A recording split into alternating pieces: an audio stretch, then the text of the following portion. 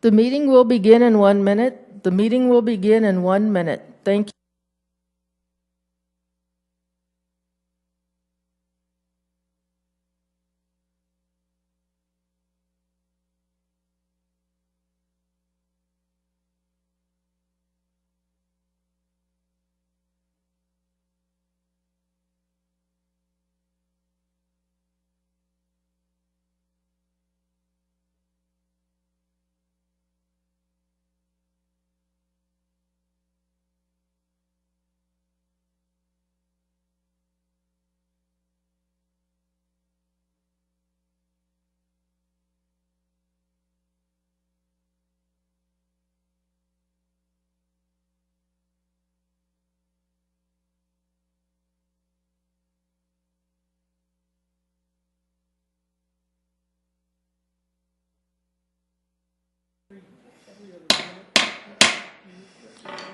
Good afternoon, everybody. I call this meeting to order and welcome to the Tuesday, February 20th informational meeting.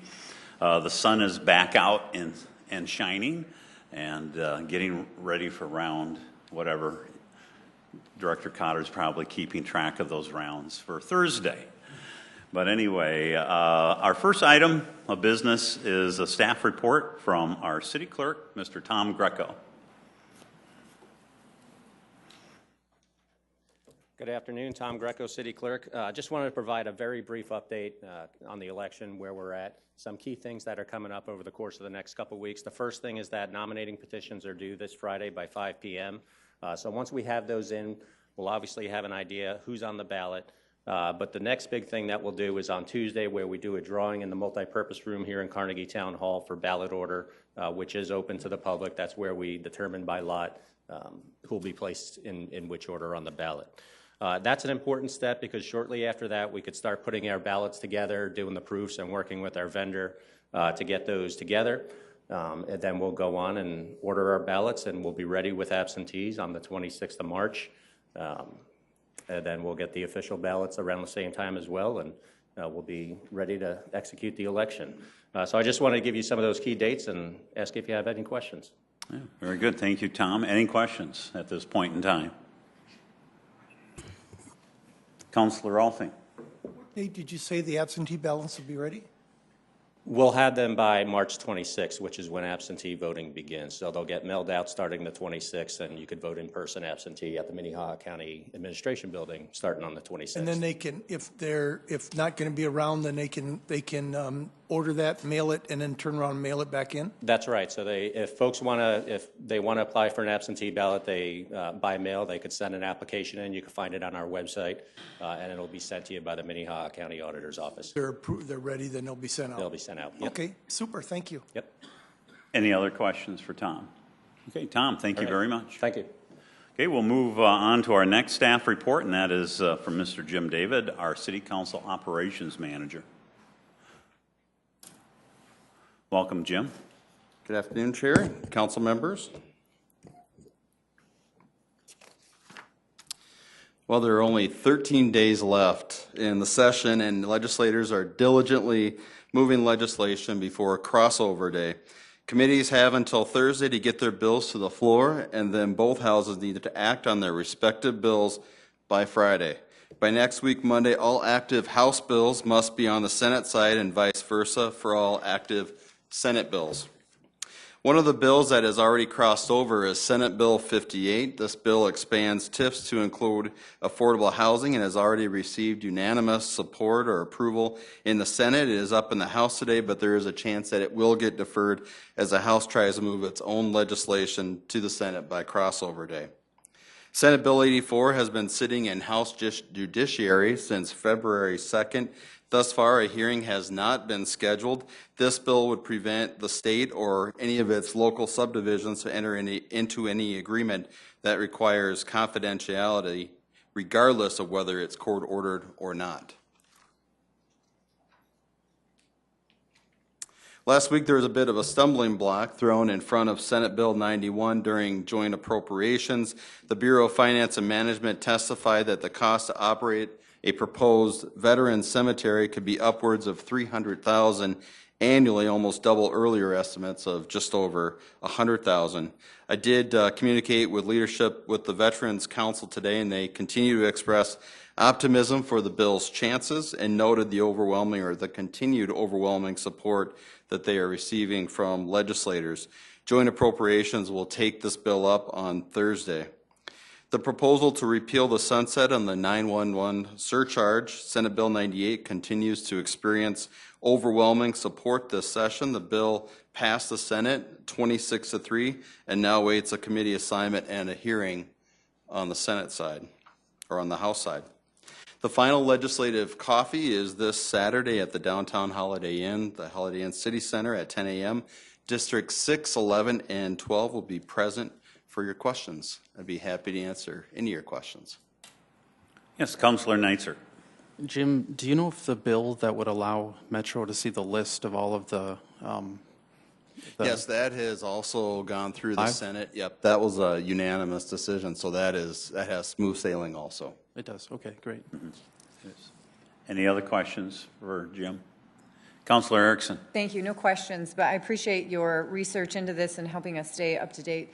I know Municipal League does send us some information, but Jim really keeps a watchful eye on a lot of it for us, and so thank you for your efforts with just keeping an eye through session, as you never know what can go on. And I'd like to echo those comments as well, too, because it is important for us to get the up-to-date information so that if we need to make any contacts of our own to try to have a positive impact on that process, that allows us to do so. So thank you very much, Jim. Yep, thank you. Last call for questions for Jim, or compliments to Jim. Okay. All right. Seeing none,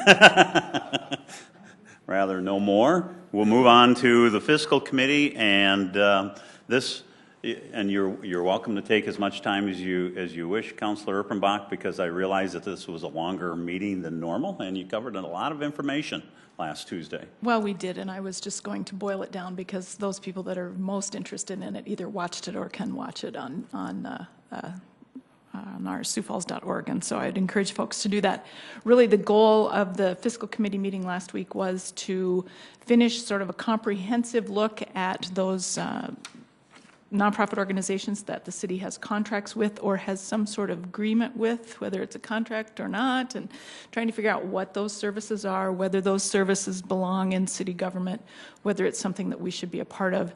And as you said, we did spend quite a bit of time with it. We spent had some really great reports from different organizations around the community. We know that Sioux Falls is a very giving, very active community, and we just were reminded of that again last week, Tuesday. And so in the end, the committee did make a motion to affirm the 2018 budget the way that it is for those nonprofit organizations. Some of them do have contracts with the city. Some of them, we know that we're going to have to revisit that. And I think that was the biggest lesson that the committee learned in that whole process, was that we need to continue to revisit those types of agreements, those contracts over each year as we do budgeting. It really is the role and responsibility of the council to be involved in that as much as possible. And so that would be the encouragement from the committee, is to make sure that as the future council looks at 2019 budget, what are the things where are the places that we really want to be involved? Where do we know that city government should be active in? And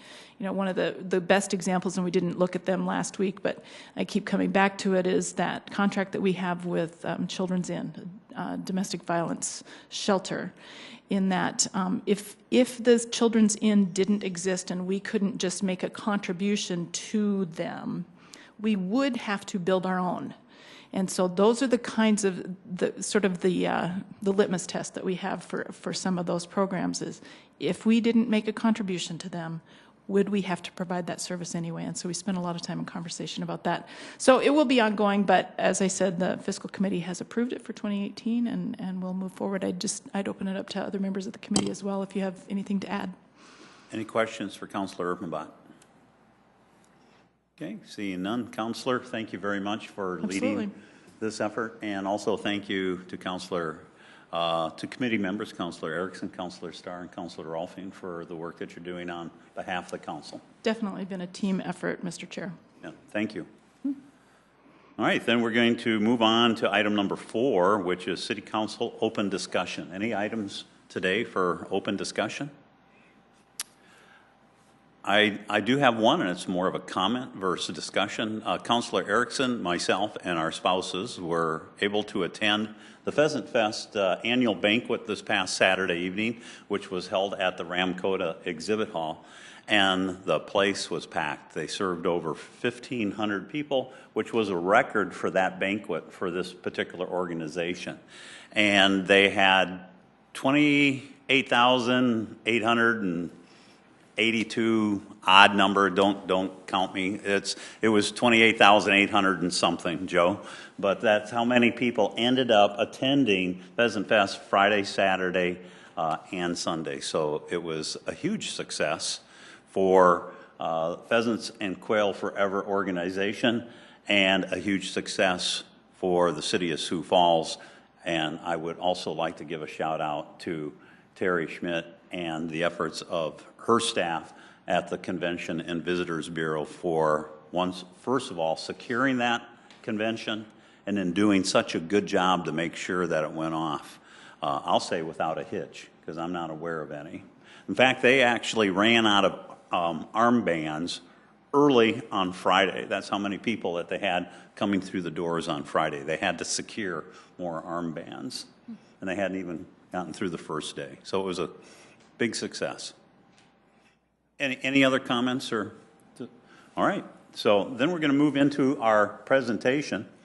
And the first item, A, is discuss direction to be given to the finance director regarding the use of available cash on hand to be used toward refunding the 2007 B sales tax revenue bonds. And if I can just state before we begin the discussion that what we really need to do this evening at 7 o'clock is make that determination as to how much of the $3.3 million surplus we're going to designate to paying down the bonds, if it's going to be all, or if it's going to be $0, or if it's going to be somewhere in between. That's what we need. That's the decision that we need to make this evening, and we can have that discussion this afternoon openly here. Then after that discussion, time permitting anyway, I would like to think that if we even wanted to bat some ideas around, if there was money that was going to be left over, then we could even discuss potential purpose for that funding, if any. But I'll open it up now to council discussion.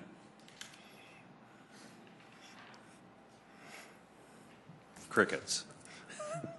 Councilor Erickson. Not very often we're quiet. I mean, I'm a little shocked here that no one else had anything to say. Anyways, I know that last week we got to make a fantastic decision to, I mean, it was really a no-brainer for any of us. I didn't hear a lot of concern about refinancing those bonds and saving the dollars for the taxpayers. So I think that that's one thing that we should all be celebrating. The conversation that is in front of us this evening, as well as why we've asked Director Cotter and the finance team to be here, as well, is to talk about a little bit as far as potential options, as far as what we can do. And we as a council get to ultimately make that decision as far as, do we want to save it all for a rainy day? Do we want to buy down the debt because we have that time where the refinance just occurred? This doesn't happen very often. The timing was very unique. So is that something we want to do as a council? Or do we want to look at potentially fulfilling an obligation of putting it towards streets and honoring the citizen survey? We have a lot to decide. And so the reason why it was put on the agenda today is so we could have that open conversation, because we don't get this opportunity very often to just talk about it freely. You know, we might call each other on the phone and discuss. So I'm curious where everybody's at as far as if you have suggestions or recommendations, or if we have additional questions for Director Cotter as far as what can we do potentially with those dollars, and go from there. And if any of you have heard from your constituents over the weekend as well, I would be curious. I know I had a little bit of everything over the weekend, as far as some saying, save it, some saying pay half, some saying spend it all on streets, some saying buy it all down for the debt. And so it's wading through some of those options that we have. Mr. Chair. Yes, Councilor Starr. Thank you. One of Thank the you, other Councilor options, Councilor Erickson, that I got over the weekend was actually from two different constituents who recommended a rebate check. If we took the money and didn't need it from our constituents in the city, that maybe past administrations have done rebate checks, which I'm not advocating for, but I said I would share their idea with the council. So I thought it was a little humorous to be in that position. So, especially with all the time that we've spent lately talking about how we're very tight on funds, and then to be at this point where we have some surplus and actually have a chance to take a vision, looking forward of where we're going. I'm still in the mindset that it's money worth holding on to for the day when it's necessary, or if there are things that we've moved back in the capital improvement plan, and to take a look at those, because we've been very frugal, and I think there are some things that deserve an investment. That's why we place taxes on the residents of Sioux Falls, is to provide those services that they're asking for. And if we have that surplus because we've cut worthy projects, it probably makes sense to go back and fund some of those worthy projects and prioritize them with a good thorough thought process with this group. Okay, thank you, Councilor Starr, and thanks for helping getting us off to a start. Councilor Erpenbach? Thank you. Councilor Kiley, you had sent to me a list that Director Cotter had shared with you of some ideas for places this could go. They aren't major projects necessarily, but they're things that we've got the equipment going anyway. It's, microsurfacing streets or those sorts of things. I wonder if we might visit that list as part of this conversation. But then I would also preface that with the idea that, as I think I said it last week, that I really am in favor of spending the entire $3.3 million to buy down this debt. I really think that that's going to be the most prudent use of these dollars, but I am willing to have conversation in terms of coming toward that middle point, and then using it for something else. I think that Councilor Erickson has the right idea in terms of looking at streets and acknowledging again, as we do so often, the citizen survey, but I wonder if we might pull that list and share it during this conversation. And Director Cotter, would you have that list available that you had forwarded to me? And let me just set that up a little bit. 2 weeks ago, it was actually a Monday evening, I believe, that we had the meeting.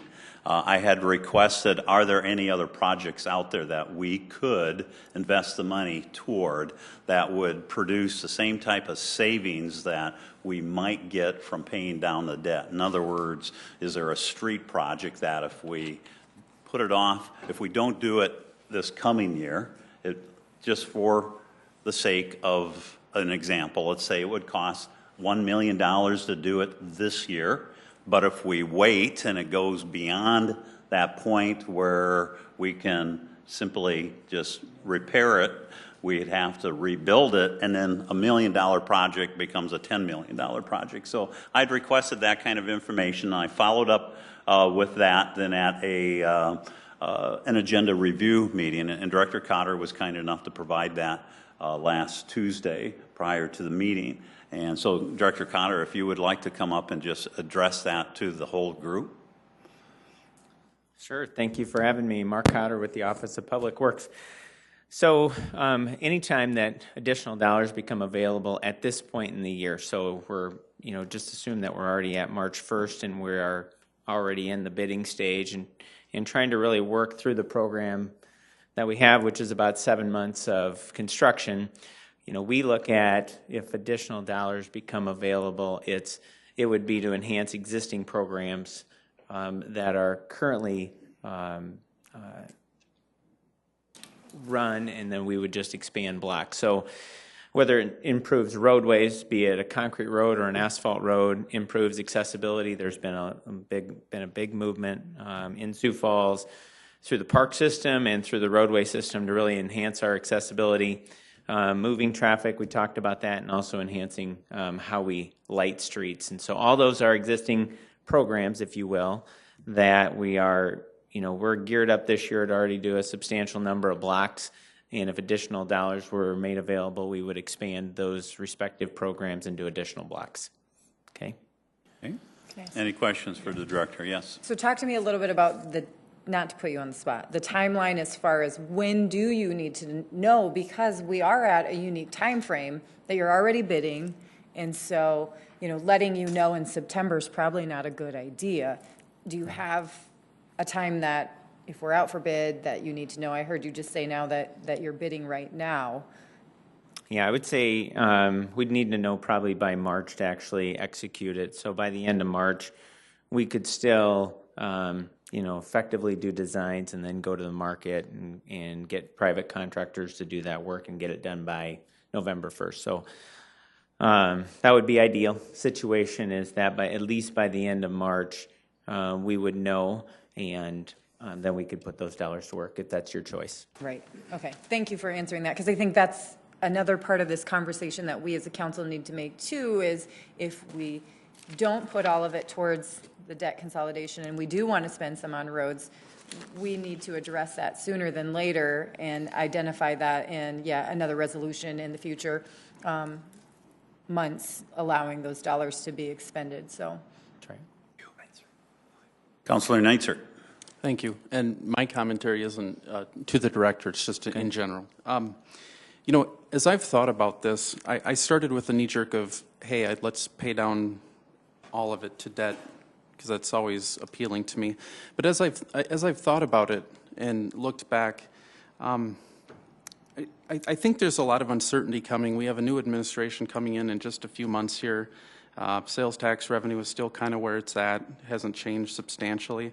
And I just think that there's an argument for at least keeping something. Maybe, I think this is a sum total of our second penny surplus. I think it's all of it, the $3.3 million. So I have a temptation to maybe take $1 million and hold that back and leave it there just to give the next administration just a little bit of pad, so that bids come in high, or sales tax, that just the principle of leaving things in a better state than when you got it. And as I was looking back, I saw that on 2/28/2017 at an informational meeting when Tracy was presenting to us, Director Turbach, he made the comment that we had $963,000 in surplus, and he wanted us not to spend it, and he said in quote, to utilize as a buffer against declining sales tax revenues. So with that, market turbulence, and there's just a lot of unknowns over the few months. I don't really, we could buy some LED streetlights and things like that, or maybe put $1 million towards debt, but I think just holding some back for the next couple months is not a bad idea. And maybe we put a little bit towards the debt, $1.5 million or something like that. And there's some worthy projects, but I would just suggest that you just mull that over the next few hours. Okay, thank you, Councilor. Any other comments? Councilor Rolfe. This is a good discussion, because I've been looking at it from the standpoint of the old man on the council, if you will. I think Michelle and I are the only ones who, I didn't say you were old, I said I was the old man. I think you and I are the only ones who have gone through a budget surplus and had to make those decisions when there was a capital surplus. And we had, every year for the first 4 years, we had a surplus. So we could pick and choose and kind of look at that thing. But I'll tell you, it's like tantalizing and dangling a carrot or whatever in front of everybody. Guarantee you, if you leave some money out there, somebody's going to come up with something that one or two or three of you is not going to like, and there can be a problem. I would like to see, if we do have a project that would come about that we need to withhold some money, or to do it for a reserve, that it be held there, and that we kind of all come to a consensus about it, rather than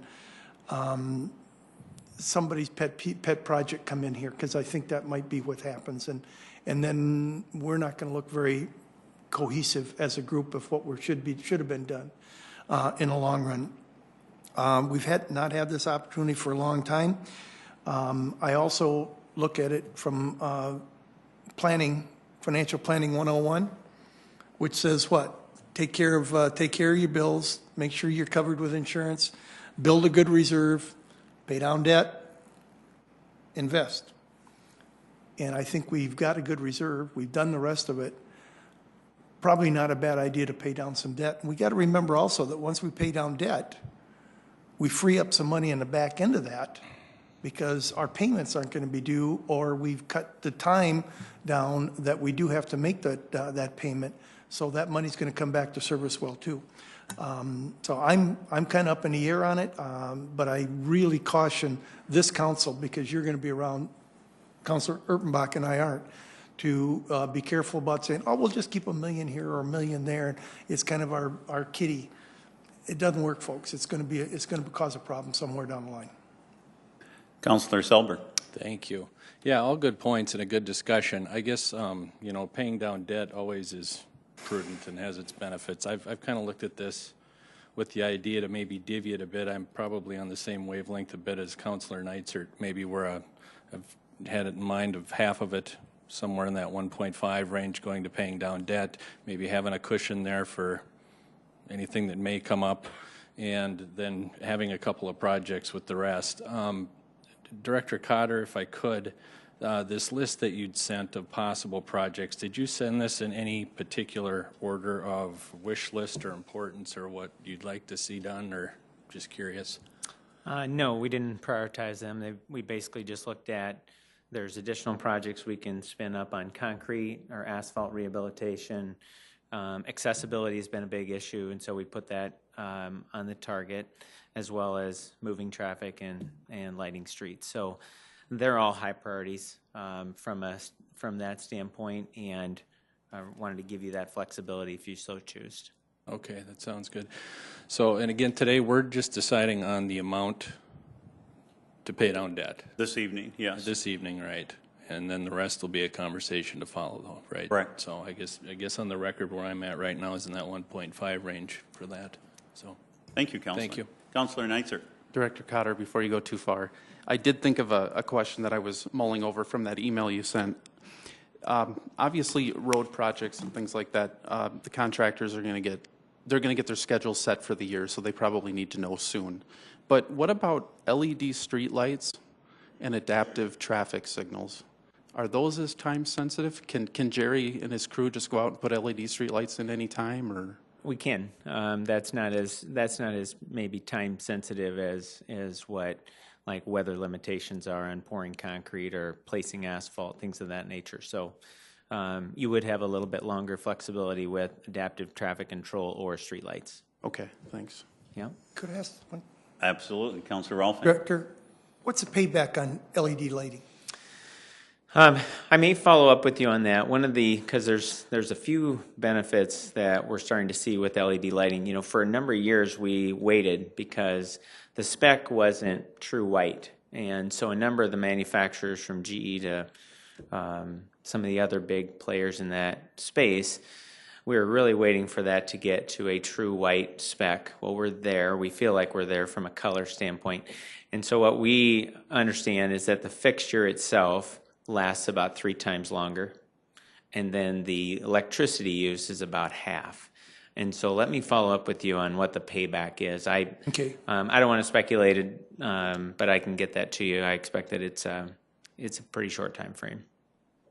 Yeah, I would appreciate that. That's one of those that we can, right now, know that there's a savings. That's right. I mean, I can give you one perspective on the tunnel lights. So we just did the tunnel relighting of 57th Street that goes underneath 229.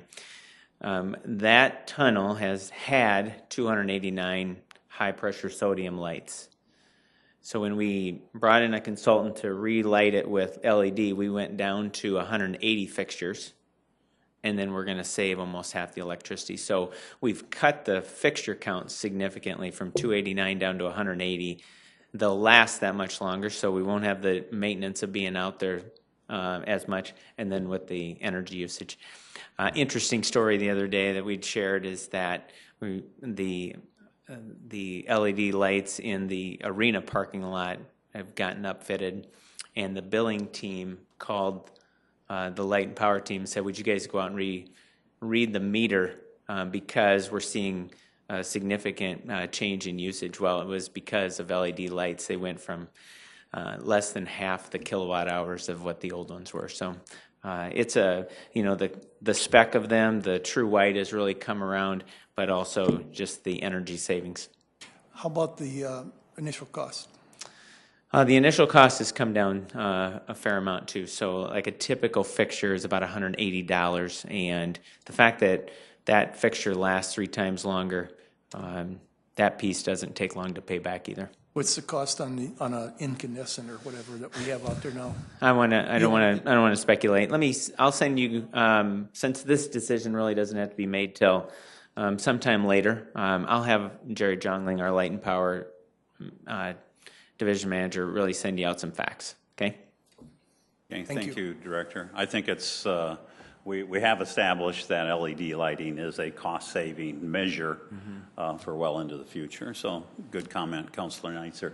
Any other comments from the councilors before I add some of my own? And thank you, Director. And first of all, Councilor Staley is not able to be with us this afternoon. She is ill today, and I'll point out that's her first absence. And I'm sure I speak for everybody when I say I wish you a very speedy and full recovery, Councilor Staley. But I called her to ask her if she would like me to share her thoughts this afternoon, since this is our opportunity. And her thought regarding the $3.3 billion is that we would not use any of it to spend down the debt, that it would remain in the reserves. She did not specify any projects beyond that, other than just saying $0 towards the debt and put it in the reserves, and which we've all discussed. That would give this council options in the future, or the option of leaving it there, quite frankly. And I can't say that I'm opposed to having a capital surplus myself. However, I am somewhat, after weighing this now for the last 2 weeks, I personally am leaning toward the about a half, 1.5 million, or 1.65 if we want to be exact, toward paying down the debt. And according to the figures that Director Turback had given us a week or so ago, that would still add an additional, if we paid 1.5 million down on debt, we would realize an additional $700,000 in savings. Now, if we paid it all toward the debt, we'd get a 1.6. So true, we're losing out on $600,000 in savings if we don't pay it all toward the debt. But what that does is frees up 1.8 million to be potentially used immediately to meet the needs that citizens have identified as important to them. And some of those that we've discussed here this afternoon, obviously streets and traffic control.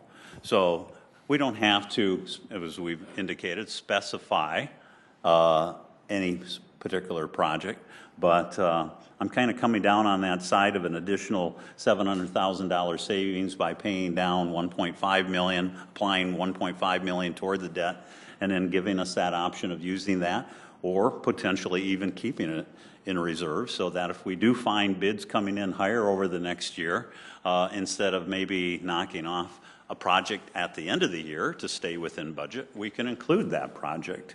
So it does give us some options.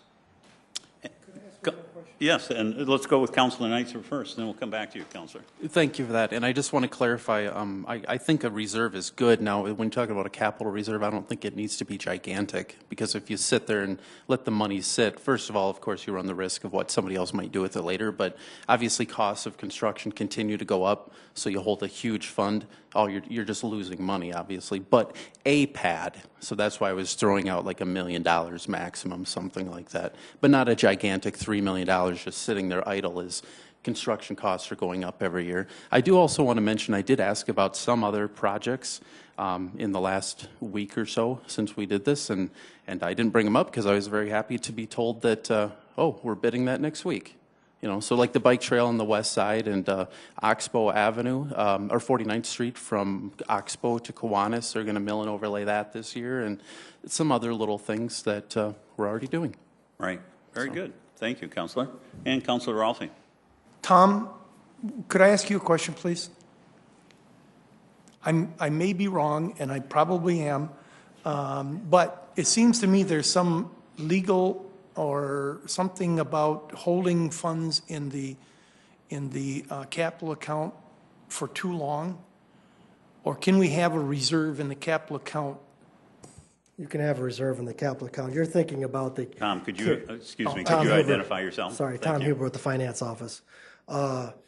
You can certainly have a reserve in the capital account. We do have a small one there for some market adjustments on the interest earnings. But I think you're referring to the carry forward program, carry over, carry forward. Yep. 3-year life of a project that hasn't had any action on it. That wouldn't apply to this? That then? wouldn't apply. Okay, that was in what it this was. I case. just wanted to make sure that we weren't getting ourselves into something and then all of a sudden No, whatever. there's no restriction on how long you can. Thank you. Okay, very good. I'll see no more questions or comments. We'll move on to our next item. And Council, thank you. I think that was time well spent.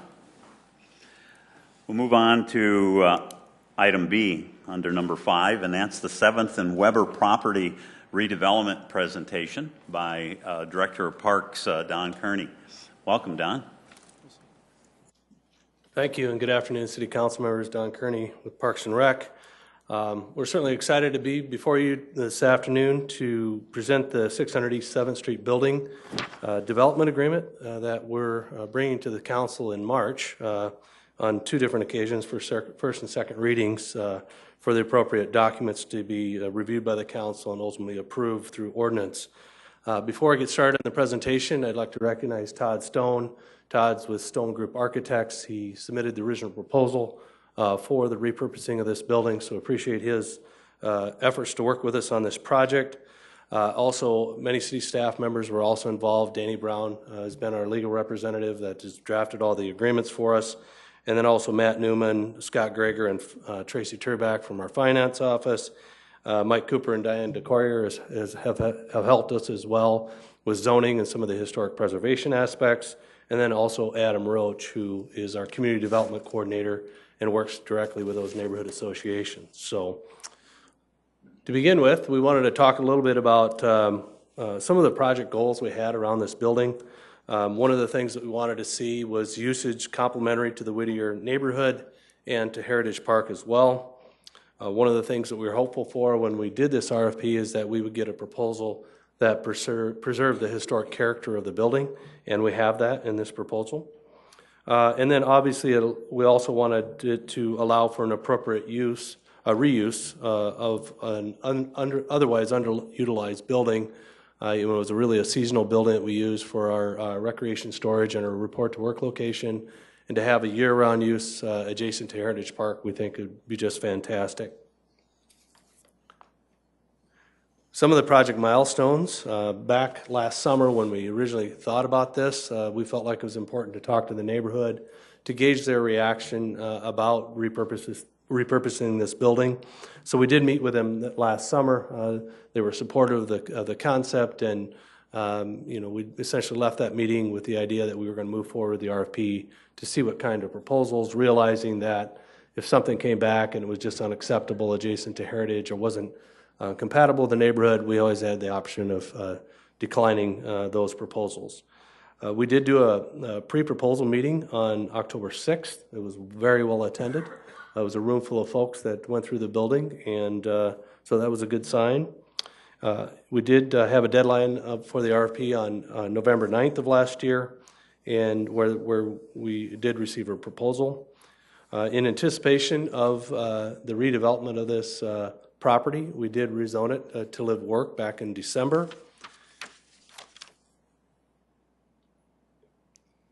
So as I mentioned, we did receive one proposal, and that was from Stone Group Architects. One of the things that they have done in order to essentially own the building is created a new LLC called Bedrock Development. And so that will actually be who the agreement is with between the city as proposed and Bedrock Development.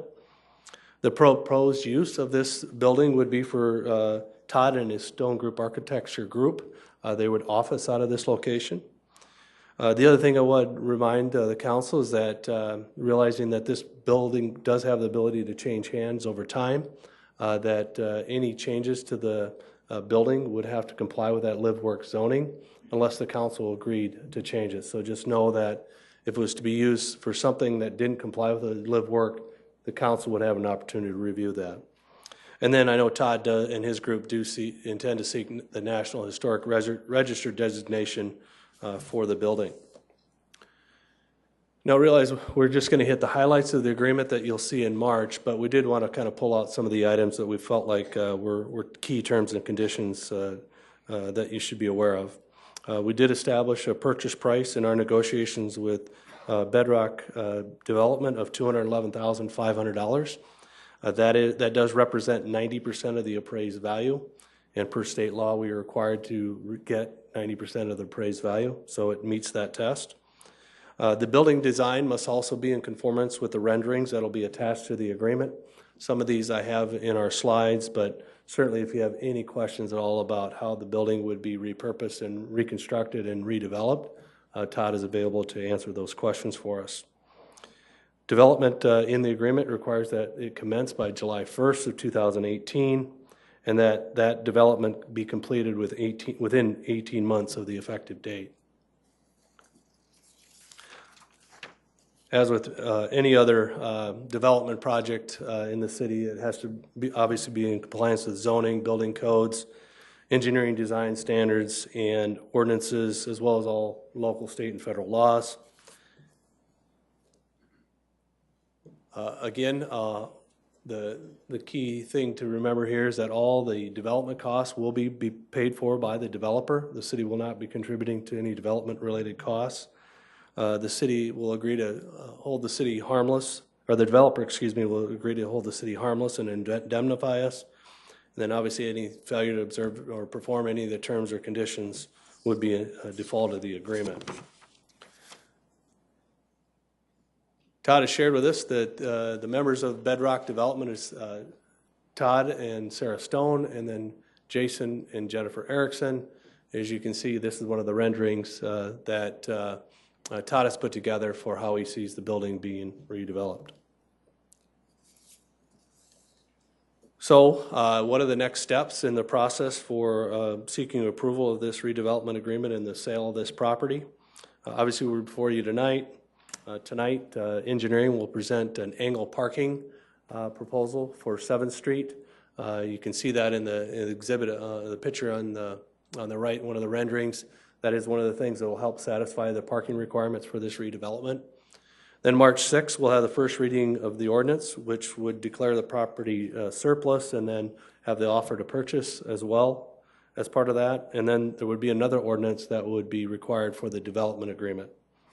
Then we would have second reading on March 13th, and assuming all goes well, we would be able to close on the property in April. So our whole entire city staff or team is ready to answer questions, as well as Todd's here as well. Okay, Councilor Neitzer. Thank you. It is a very nice project. I was at the press conference. I do want to ask a couple questions, though, considering the proximity to the park. It's very sensitive, so do we have any restrictions or any veto power or whatever you may want to call it on the facade, on what you would see from the exterior? You know, any limitations? Well, I don't want to speak for Danny, but the renderings that are included in the actual agreement will be what we will hold Todd and his group to. And so, you know, that's an important piece of this. And so unless Danny has any other comments. So substantially what we're looking at is what we would get, essentially. Correct. Without a lot of deviation. Would they qualify for facade easement? Is that in this zone? I think Todd might have some information that he'd be willing to share with that with regard to his... In the downtown zone. Yeah. I think. Let Todd answer that. He's been working with community development, I believe. Okay. Welcome, Mr. Stone. Thank you. Todd Stone with Stone Group Architects. The answer to your question, sir, is yes. I mean, we are eligible for that. Whether we actually receive any of those dollars is outside of our control. Sure. Okay, great. We'd like to, though. Yeah. I think there's a list. I don't know whether you can get to the top, but and then the rest would be for the director, I think. Okay. As far as and thank you, Todd. Thank you. Oh, I'm sorry. Well, we'll just do this. Sign. Is there any restriction on signage? I mean, is there? Can they? I'm just thinking again about the park. Do they need large signs, or is it just the normal restrictions, or whether they can be? Whether they have to be on the building, and Yeah, I'll whatever. ask Diane. Signage can get touchy. Let's just put it that Sure, way. I'll ask Diane to address that. They will have to meet signage ordinance and the form on that. Identify yourself. I'm please. sorry, Diane DeCoyer with Thanks, planning. Diane. They will have to meet the signage ordinance, and I believe it'll probably be a BCF 1 that they're seeking for the type of form. Okay. And then the last question, they've said that they desire to get historical status. Is that something that they're going to be contractually obligated to do, or is that just up to them? No, they won't be required to do that because obviously they won't have ultimate control over whether it gets approved or not, but that's certainly their intention. Okay, thank you. Okay, thank you. Councilor Rolfe. Don, I'm sorry, directors. If they do receive the National Historic Register designation, that will really restrict anything else that can be done in the future on that building too, correct? That's another one for Diane. That's not an area I'm expert in. Can you repeat your question, please? If they seek and get the National Historic Register designation, that will pretty much restrict what can happen to the outside of that building so that it stays in mode, if you will, with when it was built. Correct, yeah. And they did come, they are seeking a facade easement. They came to the Board of Preservation meeting last week. They did get support from the board for what they're seeking and also for, national registration. And then they would come back through the process again with the city for that approval as well. Okay. Mr. Director, where are you going to move check-in to and what the storage and that, where are you going to put that stuff? Well, we've already moved it. We have moved into a bay down at 49th and Elmwood, our park maintenance headquarters. We've just carved out a piece of the shop building for the storage that we had in there. And then and we've had a lot. We had a lot of archives over there, so we've now that have those at our 6th and Phillips location as well. Okay, and then for Tom, the bottom of that with live work. I look at the renderings here, and it looks like there might be a little cafe or something in there. Is that what you're planning? Actually, that's just us being creative if we have a social gathering or something like that. So the intent would hopefully to maybe pull some of the sculpture walk over to that side of the river, have some neighborhood First Friday type of activities happening, possibly a couple gallery type, artisan type events that could happen there. So we're just kind of keeping the space very flexible to hopefully have fun with it. Yeah, that'd be good. So you're planning on being in the whole building? We would occupy first floor right away and then grow into second floor, yes. Super. Thank you. Thank you, Councilor. Councilor Erickson. Thank you. Director, oh my gosh, Kearney, geez, I was thinking Cotter earlier. I'm sorry. Director Kearney, I know I asked you this earlier, but I just wanted to hear it out loud again. As I was contacted by a couple different citizens, as far as why would we do an RFP with this versus just selling it outright and listing it as a surplus building? Yeah, good question, and we certainly wanted to control what happened there, and that's the purpose behind the RFP. So we didn't like something, we could reject it that we didn't feel like was compatible with the park or with the neighborhood. Right, and with that location, I think that that's an important component because it is attached to the park, and I know there's been a great effort with the neighborhood and making sure that they're okay with what's going on as well. So thank you for that. One other statement, while I appreciate the last name, Jason and Jennifer, there is no relation at all for my in-laws. I just want to make it very clear, it's a very common last name, so for the record, there is no relationship with any of that. It's not a second cousin, third cousin, any of that. I just want to make sure that's very clear for everyone to hear. Shut your mic off, Councilor Rolfing. Okay, any other questions for the director or anybody else? Thank you very much. This has been a great project, one that I've been looking forward to hearing about because that building has been around for a long time, and I think this is a great fit for the neighborhood. So Todd, thank you for your efforts, and I love what I see here and what you're going to do, and and I'm quite certain that the neighborhood appreciates your efforts as well. So thank you very much. Thank you, councilors. Appreciate it. Okay, our next item then, item C, under number 5, our Sioux Falls Fire Rescue looks at innovative support of specialty incident events, and Fire Chief Brad Goodroad is going to present that information. Welcome, Chief. Good afternoon, Council Chair, Councilors, Fire Chief Brad Goodroad, Sioux Falls Fire Rescue. Here today, this afternoon, here to talk about some expanded response for our specialty incidents.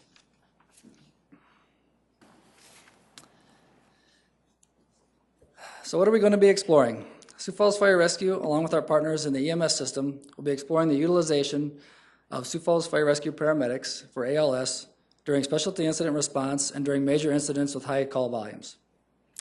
We'll be exploring the feasibility of this concept plan during 2018 with a possible implementation of 2019. So I'm here today to discuss the concept plan and why the EMS leadership team feels that this is an important improvement in our EMS system. And again, this is a concept plan at this point, so there's a lot of work that needs to be done, and a lot of questions answered before it can be implemented.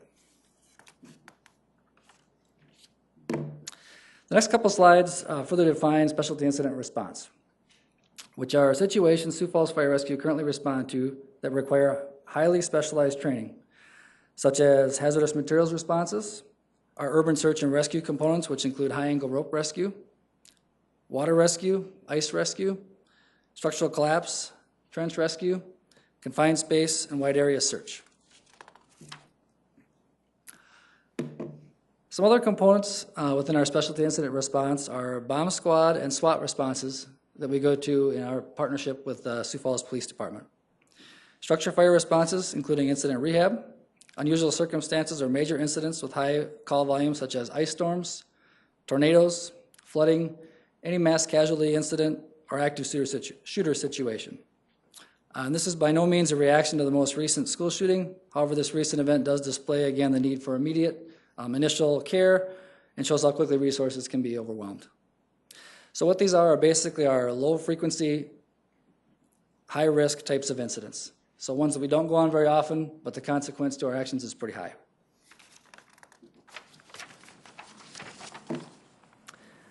So why do we want to do this? Why do we consider this a great improvement in our EMS system? Well, we have a strong EMS partnership in our community that is willing to explore this together. The EMS industry is always changing, and we want to be innovators as well as learn from the best practices of other agencies. Evolution of industry expectations. First responders and victims face high risk of injury during these type of special incident responses. So the overall goal is to provide an immediate initial ALS to victims at these types of incidents, whether that's for responders or for the public. Vital to providing initial triage and treatment as soon as possible. So paramedics plus staff, as normal, will be there on standby for transport if needed. Paramedics plus staff are not trained to enter these high-risk situations during specialty incidents. They basically remain in the cold zone, a safe distance away, waiting for patients. Sioux Falls Fire Rescue paramedics receive specialty training to be able to operate in these high-risk environments. So if implemented, Sioux Falls Fire Rescue paramedics could allocate much more time on integrated specialty response training. And another reason why, the ability to look at system performance improvements options was included as part of the ambulance service provider RFP process, and to specifically address the number of standby requests and find alternative solutions. So the Surface Ambulance Provider Contract RFP states that public safety standby requests have expanded to a point where the city and REMSA need to modify these expectations or provide alternate compensation options to ensure that they do not negatively impact ambulance coverage requirements. So how will this impact us? Well, this is a concept plan that we're working on again in cooperation with EMS partners and our department internally, with a goal to have the final product for implementation in 2019. To reach this goal, there are many considerations that need to be looked at before this becomes a reality. We would need to consider impact to budget, which involves equipment, supplies, staffing costs, staff considerations, so certifications, skill validations, scheduling, resource location, and utilization. Procedures, processes, protocols need to be reviewed, fully vetted, and adopted for ALS. Collaboration with Sioux Falls Firefighters Association on job duties and compensation. Again, these are some questions that we do not currently know the answers, but through a cooperative work groups, we'll find these answers and expect to implement this best practice. So this is a concept plan. It's simply an innovation and enhancement to our current high-quality EMS system in Sioux Falls. The current level of EMS care, along with the cooperation and working environment we have in our EMS system, is the best it's ever been in Sioux Falls. Our current EMS leadership partners are committed to looking at performance improvement processes that continue to improve the city's overall EMS response, and this is a great example of that collaboration effort. So I'd like to answer any questions you have at this time. Thank you. Thank you, Chief. Councilor Neitzer. Thank you. I've learned just enough to be dangerous in the last couple of years about this EMS thing. So I have two questions. The first is, is there any issue with if your firefighters, if they're only doing this for these certain events, that is there any danger to the patients or anything? Because I would think with some advanced skills, it's probably good if I'm doing them a lot. You know, if I do a certain advanced skill once every 6 months, is that an issue? Is that something that you have to figure out how to deal with? Right, and that's something that our collaborative team, as we get through this, that's going to be a big thing that they're going to need to think about. What that looks like, what that training is, our skills validation, and is there some partnership we can have with Paramedics Plus to be able to utilize that somehow. So that's certainly something we'll be thinking about and make sure we have an answer to that question by the time this is implemented. Okay, and then thank you. And then the other one, I have to imagine with some of these events, you've probably got Paramedics Plus who probably has to, they may sit there for hours potentially, maybe in a SWAT team standoff or something, and now you have an ambulance that's offline. Right. And they're down an ambulance for however long. Is there any way, if you're allowed to do ALS, that they could be freed up for a while, they could get back on the beat, and then they could come back to do the transport? Is that going to be, or do they have to still sit there for these events for hours and hours? Is there any way that this will improve that issue? It will, and that's one of the main reasons that we're doing this too, is they'll still be there for transport, but if a call comes in and they need to respond to that, let's say it's a priority 1 call, then our incident commander should be confident that he can release them to go to that call with our paramedics on scene. So that will free up those resources. Great, because you may have a SWAT team call once again that's impacting call response time throughout the entire city, and then now you have a priority 1 that can get to it. Right. And they're not locked up for 2 hours. Yes. So again, we would not replace them. They'd still be there on standby, but it would free them up to be able to leave if they need to for that. Great, thanks. Yep. Councilor Rolfing. Thank you. This hits a little home right now. You heard about the fire in Philadelphia? My daughter lives 1 door down from there. Really? And she was evacuated from her building, kicked in the door, that kind of thing, and they said, take 2 things and get out of here. And she hasn't been back in it since, and hopefully she will be in the next week or so, but the building's been compromised, and this is the kind of thing you're talking about when you've got a 6-alarm fire or something like that, and you've got other things going on. So it's interesting, but my question is, let's just say that happened in Sioux Falls. What is the difference if we implement this as to what we do right now? Are there 100 different things that would happen differently, or are there 5 or 6 that you can enumerate right now? Right. Specific to a structure fire? Or any kind of or any of the other incidents? For incidents, a disaster. Right. Structure fires, we know that we'd be able to utilize our paramedics better for incident rehab. I think we'd be able to improve our incident rehab for our responders by having them integrated and having them involved.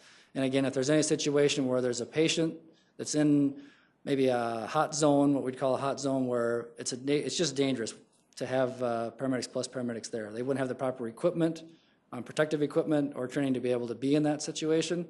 That would allow us to be in that situation and provide that ALS care more initially. So we don't have that equipment now, is what you're saying?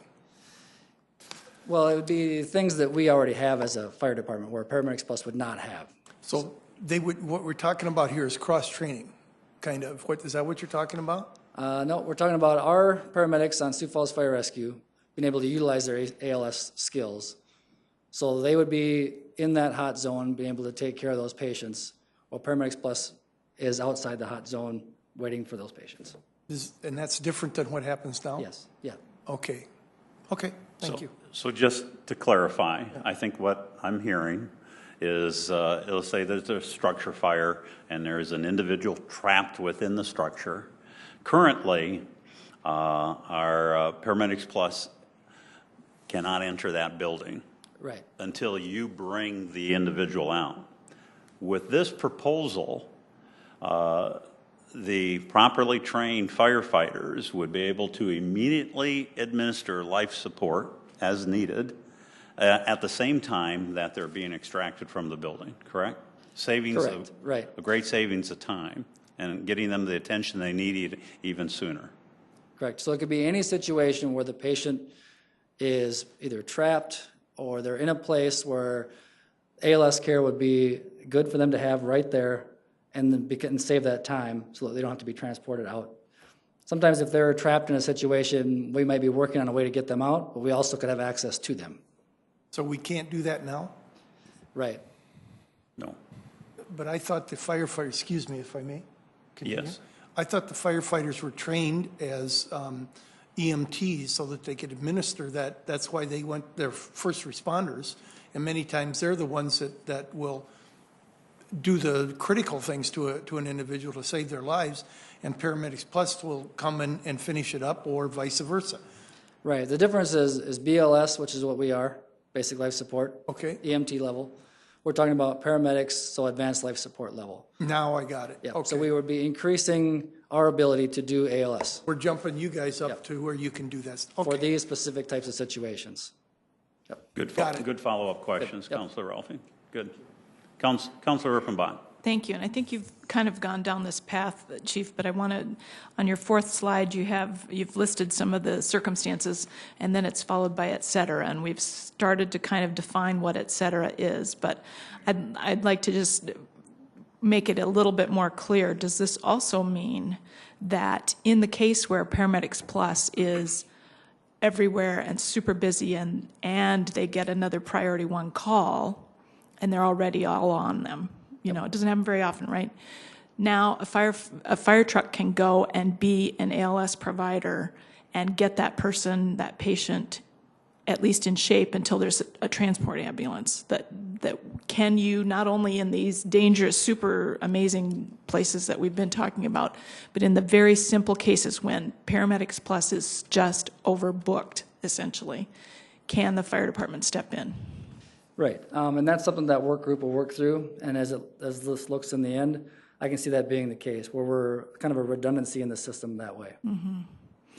So then, kind of the elephant in the room is that feedback that we get occasionally about the fact that we don't have a public ambulance service, right? And we have a wonderful EMS system, right? We've got it all set up the way that we want it, but there continues to be that feedback that, well, why the fire department's there? Why aren't they just the ambulance service as well?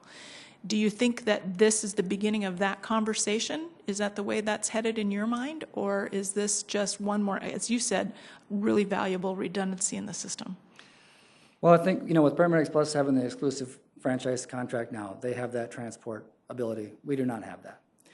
As we move into this and we see the success of this and see what it is, we'll identify within the EMS system what those needs are. But right now, with this concept, I see it as being just an enhancement to our total EMS system, not something that will set us up to for the future. Well, just food for thought then. Yep. This is an amazing idea. I'm excited to see that you're willing to go down that path and think about this differently. Because you're correct. Everything's changing so quickly. I'm glad that this is starting, so thank you for doing this. Thank you. Councilor Selberg. Thank you, Mr. Chair. Thank you, Chief. Maybe you've touched on this and I missed it. What is the timeline to maybe get this up and running? And I know you said, like in the last slide, there's a lot of questions still out there and big questions, budgetary consideration, staff, skill validation. I mean, any idea when you started getting ideas on some of that? Yeah, so our next step is to really identify this work group. It's a collaborative work group. And then pull in the people that we need to pull in to answer these questions and get some traction to this. So we'll be doing that through 2018 with the goal of implementing this in 2019. Oh, okay. And in 2019 aligns up with the new contract with our Firefighters Association. And then also there's a budget impact. Then we'll be able to address those things through our budget process in 2018 with the goal of implementation of 2019. Well, it'll be very interesting to watch the progress, so thank you. Councilor Erickson. Thank you. We talk about collaboration as council often, and we oftentimes beg presenters that come to us and say, did you talk to the county? Did you talk to this? Did you talk to this? I mean, we list off, we might rattle off 5 or 6 different departments and ask if you've commingled and talked to them. Here you're coming to us and giving us an example of what you're doing, and I'm very appreciative of that because I think we're tired of begging for it, and you guys are doing it. You're coming in front of us. You're wanting to make the service better. We're talking about life and death situations. We're talking about very specifics. The word that you used was specialty incident responses. So we're talking about very unique, very specific training that's done with a focus and life-saving skills for this. And so having an ambulance sitting there on standby for hour after hour after hour might not make the best use if someone's calling 911 and there's an accident down the road and they can be freed up while you're still administering care or waiting to make the situation go away or get better. And this is just one more way for you guys to streamline the process, make it more efficient, increase customer care. At the end of the day, the citizen wins by having a better response time, having high-trained people on board like you guys doing this. And so I'm thankful for your work together and bringing this forward to us. Like I said, we beg you to collaborate, and I'm so thankful that you're doing this. This is a great win for Sioux Falls, so thank you. Good. Thank you. Councilor Rolfing. Chief, any estimate on the cost to train these people? We really need to evaluate that through this work group. So we know there's going to be a cost, and it depends on what it looks like in the end. It depends on whether we're going to have something that is staffed on an engine company with current personnel, or whether it's going to be more of a 2-person addition to what we already have. So we need to evaluate those costs. Are there extra duty costs? Are there personnel costs? Is it an FTE? We need to look at all those things. We'll work with finance through our process because we're going to be starting that here very shortly. They're aware that we're looking at this, so we're already kind of thinking some things through and then work through that process of what is the best solution on cost. Why do we need collaboration with the Firefighters Association? If this is something that the city says we would like to have done, why do we need collaboration? It is a change in a working environment. There's usually different positions. So if you have a firefighter or paramedic, there's a different rank that goes with that. So it is a negotiated item that we're going to be working on with them through. And that's up next year, isn't it? That's right now, 2018. So we're actually already starting that process. And their leadership team is well aware of what we're doing and on board. Again, you talk about the collaboration. I wouldn't be standing here talking about this if we wouldn't have already collaborated with several people. It's just now I want you to know what we're doing and what we're moving forward and what it might look like. Appreciate it very much. Thank you. Councilor Neitzer. Maybe just to follow up, remind me, are your firefighters, are they all paramedics? Are they all ALS certified? No, they're all EMTs. Currently, we have 34 paramedics. Okay, all right. So it's not everybody in the department. So have you thought about, and maybe that's something that would go through the work group, whether you would be looking to get everybody who's ALS certified to be eligible to do this, or you would just be designating per each station or whatever that, okay, you two are going to be the ALS guys? Or Well, that goes back to your concern about their skills and that type of thing. So as we roll this out, our idea is to have a smaller number, much smaller number, maybe 12, maybe 14 that we've identified, and then make sure that their skills are validated, and then it's an easier number to manage, and then because we want that early success before we'd ever expand anything farther. kind of a pilot, more or less. And then I would assume that anybody that is then able to do ALS things, they have more responsibility, hence they may want some more pay. So well, that's part of the negotiation process. Got to figure that budgetary issue out. Not that I have anything against paying firefighters more, but you know there is a cost to that in the operating budget. So, okay, thanks. Okay, Any other questions?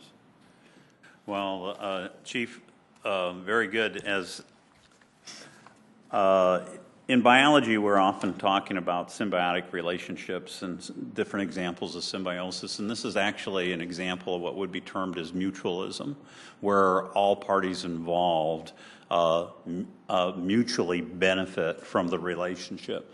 And this is a relationship between our fire department and our current ambulance providers that benefits both, enhances what each provides, the service that each provides. And again, just to get down to really the heart of what this does provide, it provides immediate advanced life support to victims of a specialty response incident. And those specialty response incidents, like a SWAT response, it would not be possible to get the ambulance technicians and paramedics into those situations as quickly as it is for your firefighters to enter, and so that it just further meets the needs of our citizens. That's what this is all about here. So I like the concept. Thank you very much for presenting this afternoon. Appreciate it. Very much. Okay, very good. Now we're getting down to another of my favorites. Yeah, it is. And Russ, you're going to start us off here? Yes. Good evening, good afternoon. Russ Sorensen, urban planner with the City of Sioux Falls. And with me this afternoon is Jim Clark, the Executive Director for Sculpture Walk. As I indicated at Friday informational briefing that we have, this is the 15th year for Sculpture Walk.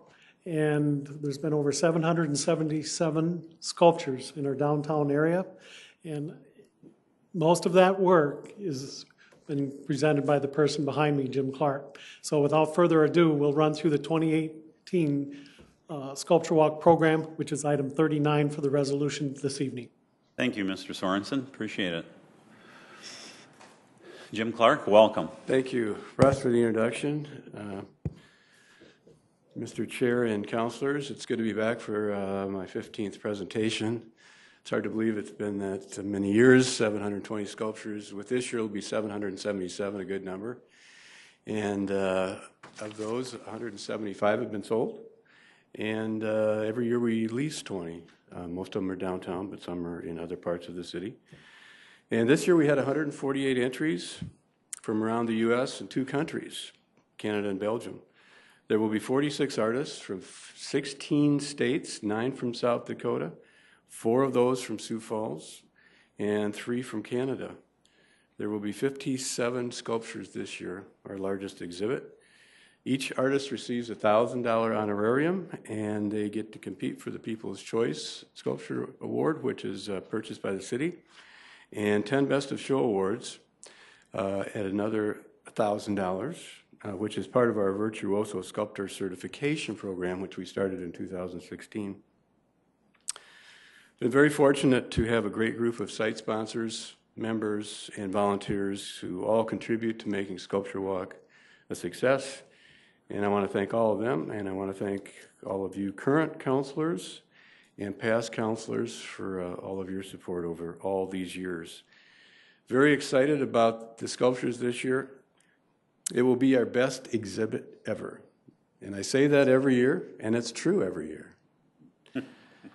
I should mention these sculptures obviously help to beautify downtown, but the program also has a very good effect on the Sioux Falls economy.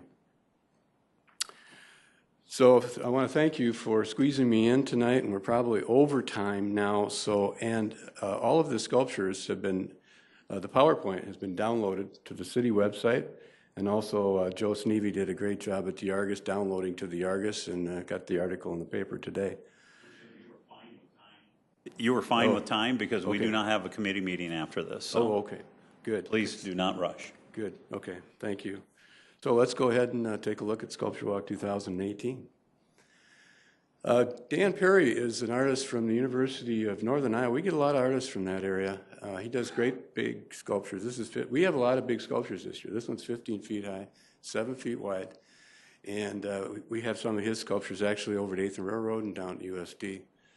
A great artist, and I guess to advance these, the next artist is Tim Adams, new artist from the Webster City, Iowa area. And another big sculpture, 9.5 feet high, colorful.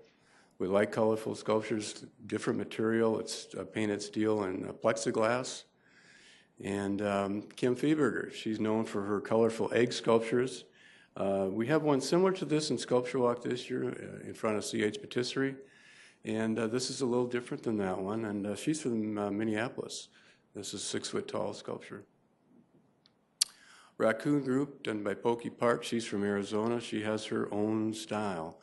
And we have a lot of kid sculptures this year, and they're set on lower pedestals, so the kids can all really enjoy them, touch them, and get great photo ops with them. And this is by Eric Thorson, artist out of the Flathead Lake area, Montana, a very prolific artist. We've had several of his sculptures, bears, green sea turtles, and this one too will be a big hit with everyone. Daphne, done by Greg Mendez out of Indiana. You recognize his style. He's been in Sculpture Walk for several years. Great artist. I don't know how he does it. It takes a lot of hours to put sculpture like this together. And 7.5 feet tall. I mean, they're big. We've got big ones and we've got some small ones too. Hallelujah. I'm trying to think of the name of this Canadian artist, iconic Canadian artist, Leonard Cohen, I think it is. This is actually concrete and steel done by Peter Vogelaar. Vogelaar is well known worldwide for doing sand, snow, and ice sculptures all over the world. Every time I contact him, he's someplace else in Europe or Asia. But this is really going to be cool and popular too, for people that know Leonard Cohen. Lauren Jack, Little House on the Prairie sculpture done by Jim Maher of the Black Hills. It's really a good sculpture. Hopefully, we're hoping DeSmit will buy it. And it's a smaller version of what could be a larger sculpture. Persist, Cameron Stahlheim, Sioux Falls artist, first time in Sculpture Walk, big sculpture. He's got it priced at $120,000. He did the coyote for USD. I think that was one of his first sculptures, but he's really becoming better known now. And I should mention too that what you're looking at here in the PowerPoint are photos and sketches of what the artists submit with their entries. So we know, when we get a sketch, we know what the artist's work is, his other work, and we know he's a great artist. So that's why they're accepted with this. Wild Wings, Heather Wall, Salmon Runner is her sculpture this year. She's from as far out west as you can get in British Columbia, Canada. She brought Salmon Runner down here last year, dropped it off. It was a 5,000-mile round trip from way out there in western British Columbia. And she does aluminum.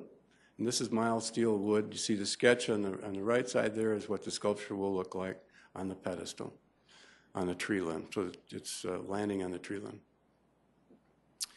Unfortunately, we won't have this. Rick contacted me. He's been in Sculpture Walk before, but and I really like this sculpture. He contacted me and said that the museum in Belgium wants this sculpture this year. So he said, "Can I please back out this year?" I said, "Well, of course. He's a great artist and a great guy. And his work was very popular here. But maybe we get it back next year." Battle of Perception, Clark Martinick is from Mitchell. And the first time we've had iron sculpture. And he's an up-and-coming artist. This one is quite the story. We got two of this guy's sculptures. Gary Hovey is from Ohio. He has Parkinson's disease. And his sculptures are made out of knives, forks, and spoons. This one we're going to cite it in front of the diner. And his work is just spectacular. Detailed work. And I've got a bear coming up here that's in front of Shriver's. But it's just spectacular what he can do. Well, this one's going to be popular too.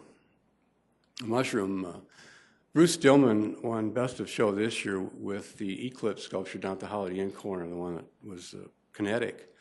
And this sculpture is our answer to the Bean in Chicago. And it's going to be very popular. We want to keep it here. We want to raise some money so we can keep this sculpture here. Because it's just going to be a big hit. And we're looking at placing that down by the fountain, by the diner. Power of Three, Kim Fieberger's second sculpture, 40 inches high. It's going to be a very nice sculpture. She's a very talented artist. Rockfish, David Kelly, a big fish, 4 feet high, 4 feet long, 18 inches, and it's also going to be down by the fountain. And it's going to be a heavy piece. World of Sound, Osamino Bazi, he's been in Sculpture Walk several years, won Best of Show. His basketball player is out at the event center on the outside and the south side. And again, he submits work in progress photos, but we know this is going to be pretty cool. And next, and Carmen Maramba, excuse me, Lee Looney, Sherry Treebees, this will be the third year with a musical sculpture. And they perfect it every year, gets a little better every year. And so we're excited to have that one, 6.5 feet tall.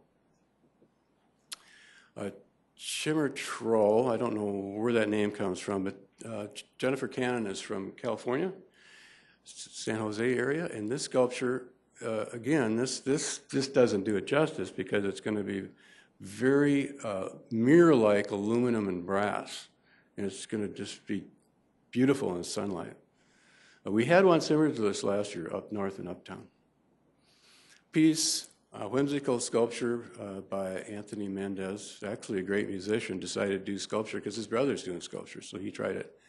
So it's kind of a whimsical piece.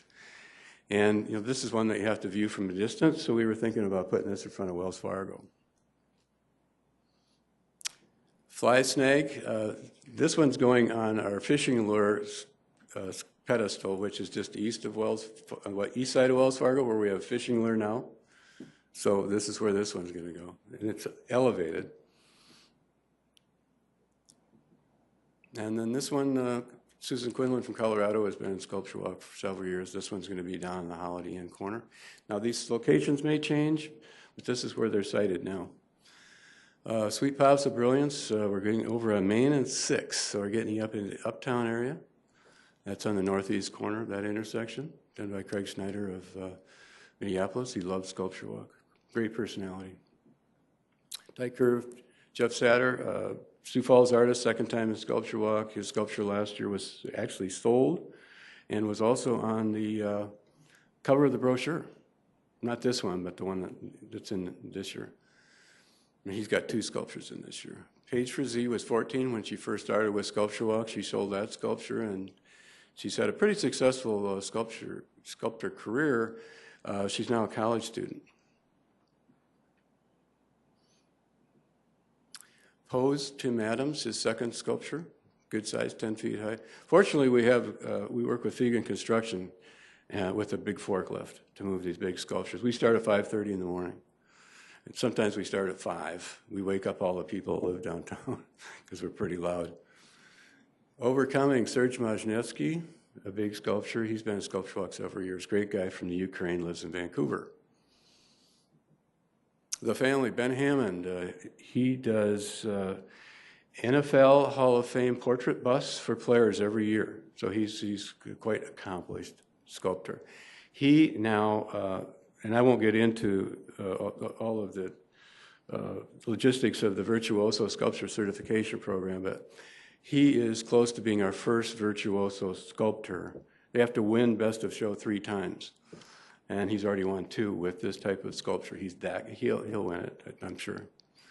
But he does great art, great sculptures. Your Way, Bobby Carlisle has been in Sculpture Walk many years. It's a smaller sculpture, but very good. Basking, Patty Sakar, thanks to Joe Sneevy posting on the Argus website, I had calls yesterday about someone wanting to buy this sculpture before we even had it in Sculpture Walk. So we might make it, actually 2 of our sculptures, so we might make a sale. This is a big one, it's 63 inches long. Kids will just love this. And we have to put actually 2 concrete pads together for it. We have to think about, okay, kids will be sitting on a bronze sculpture, we have to put it in the shade. Because if it's in the sunlight, it can burn their legs. Yeah. Rattlesnake, shock for Z. We were thinking about hiding this in the landscaping. So we're going to try to come close to doing that. But you can see there's some musical instrument parts in this rattlesnake. He's a fun guy, does whimsical stuff. Big guy, he's one of the biggest. He used to play football for Augie when he went to college. From Millbank. And Mountain Love, Christine Knapp is from Colorado, and she does great outdoor sculptures, wildlife sculptures. And Hannah Segerman, she's a college student down at the University of Northern Iowa. Kind of a whimsical piece, kind of fun. Nice sized piece. We're just set it on the sidewalk, I think. Crab Louie, Wayne Salt, she always comes up with some, his style is unique. No one else like it. And it's a little smaller sculpture this year, and then next to it is Ray Cobalt. And he's kind of changed his style too. His sculptures in the past have been the one-legged deer. I think you remember seeing those in years past, always one leg. Well, now he's come up with something different. I really like it.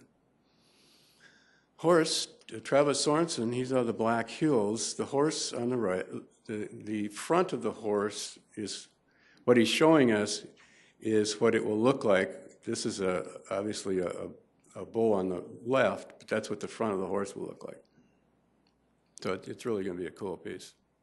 He won one of the Best of Show awards last year. Red-legged frog, whimsical sculpture for the kids, done by Pokey Park. Kristen Nesseth, this was her first sculpture. She's out of Wisconsin, and right now it's over at USF, and we want to get it downtown because it's very unique. It's a fun piece. 4 feet high. It's reclaimed steel. And then, of course, we've had a lot of pigs flying, planes and helicopters, and now we're going to a jetpack. A big sculpture. We've got 2 of Dale's. Now, I think the Argus highlighted his other one in the paper. By Morels? Yeah, shouldn't it? Should have him sponsor it. Barely Standing, this is the other sculpture I was telling you about. You can see the forks better in the photo on the right. Just think how much time that took. And knives are making up the nose. I look forward to meeting him. He's never been to Sculpture Walk or Sioux Falls. Resplendent Fervor. Greg Mendez's second sculpture, a little different style for Greg. I really like it. It's a big piece, 9 feet high, 3.5 feet wide. Dancer. And there's Sasquatch. Dale Lewis is, Dale's about 6'2", I think, something like that. So you can imagine how big this guy is. And the hair is really unique.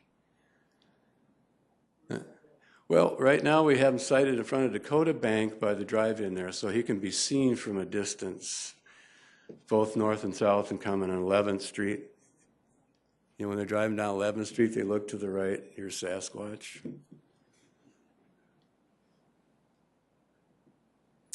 The name of this has changed to Endeavor, but this is just a small maquette. Henry Royer, he makes furniture over in Wisconsin.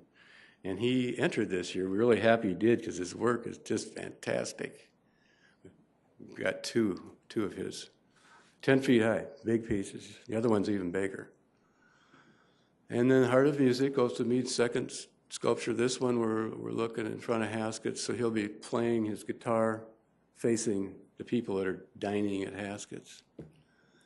Cascade, Donna Main, Canadian artist from Ontario. And Windsor, Ontario, and great artist. She's fairly new to sculpting. She's a muralist and has done 40 or 50 murals up in the Windsor, Ontario area. Just a fantastic muralist. Love to have her down here to do some real high-class murals. She's given it up. She doesn't like to climb on scaffolding anymore, carrying equipment up and down. Dove Spirit, David Turner out of Virginia, This was, right now we have this in storage. It was down at USD. I want to get it in Sculpture Walk. So we have this one going in front of the federal building. So it'll just be outstanding there. It's a big piece, heavy. Jeff Satter's second piece, Counterbalance, which is on the corner of 13th and Phillips by Midco. And then across the street, Tim James and Adam Damaris, they're sculptor partners up in the northern part of Minnesota. And a big sculpture. Coming north, 12th Street. Parental Love done by Deb Zeller. She's out of the Minneapolis area, western Minneapolis area. And another big sculpture, 6 feet high.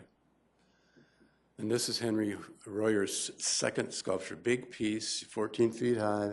It'll shine in the sunlight all day long down in the corner. Right where the buffalo is, that's where we're proposing to put it, if it'll fit. And then Heather Wall's second sculpture, really nice, unique.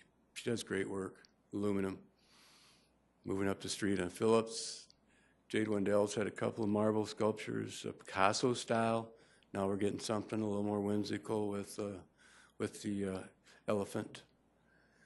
And then Loonings and Treeby's second sculpture, and this is going to be sponsored by the Schooler Family Trust. Ralph is 93, and then Jim is his son, and Jeff is Jim's son. All three of those guys were paper boys. Quite a story. And then Rocky, almost 5 foot tall dog. She's standing, she's not kneeling. So it's a big dog, frozen. It looks French dog, I think, in front of C.H. Patisserie. And then the next one is White Step, done by Harold Link. We're looking at in front of Minerva's for this one.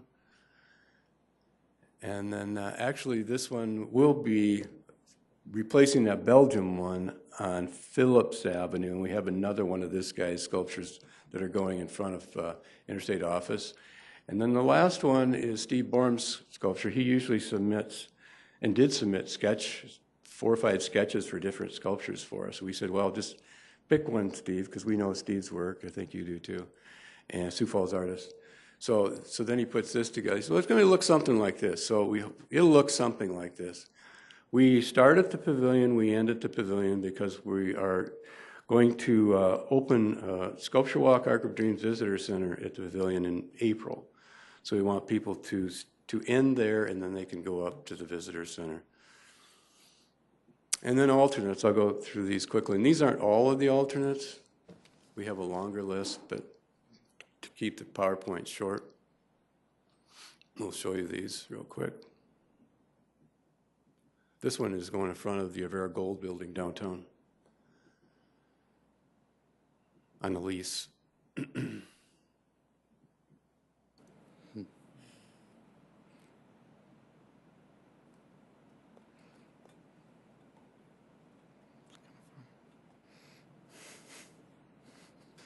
And that's Sculpture Walk 2018. I should mention too, because the question always comes up, what about the Arc of Dreams? Well, dirt work's going to start in April, and the sculpture will be installed in July.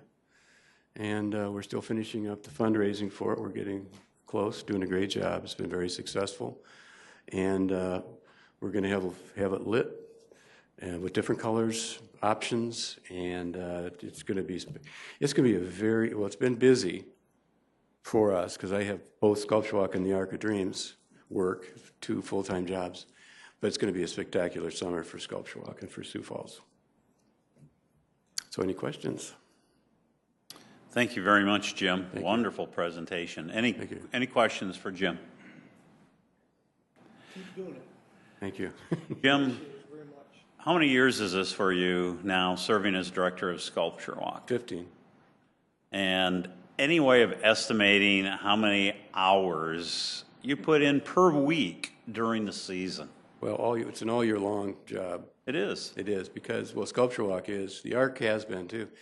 The Arc is because I'm herding 47 or 46 sculptors to begin with, and trying to get all that information. Because it's a complicated program to put together and to run, because there's so many different elements to it.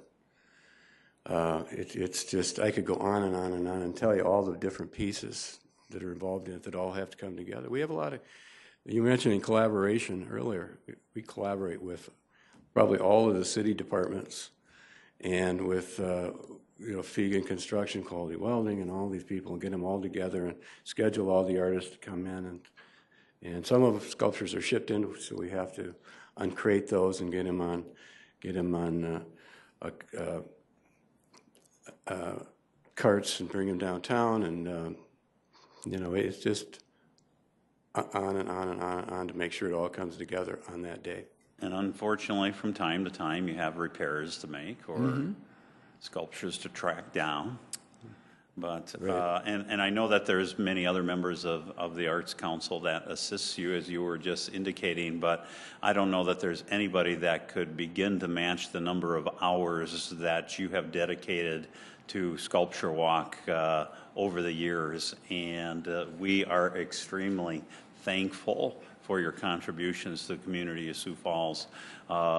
Thousands and thousands of hours is what I would venture to guess. So, Jim, thank you very much. We look forward to Sculpture Walk 2018. Thank you so much. Appreciate it. Well, that's the last item on our agenda, so this meeting is adjourned.